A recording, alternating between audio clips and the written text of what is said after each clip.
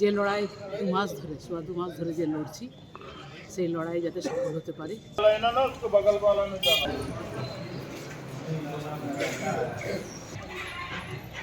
तो कोई बात नहीं, आधार कार्ड चलेगा। हाँ मैडम इधर ही बैठना, अकेला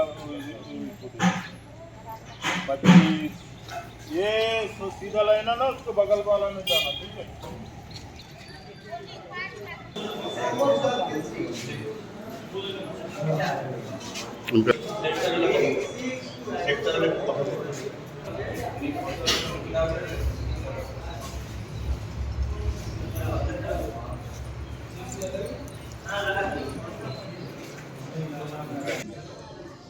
সকাল সকাল ভোট দিলাম। সমস্ত আসানসোল লোকসভা কেন্দ্রে সবাইকে বলবো নিজের সাংবিধানিক অধিকার প্রকাশ করতে, এবং যে লড়াই 2 মাস ধরে, সোয়া 2 মাস ধরে যে লড়ছি, সেই লড়াই যাতে সফল হতে পারে। সমস্ত মানুষ যেন শান্তিপূর্ণভাবে তার মত প্রয়োগ করতে পারে। এখনো পর্যন্ত কোনো অভিযোগ এসছে না, সামান্য একটা অভিযোগ এসেছিল আপনার নিঘার ওখানে পোলিং এজেন্টদের বসার জায়গাটা মানে আগে প্রিপেয়ার করেন, এতক্ষণে করে দিয়েছে।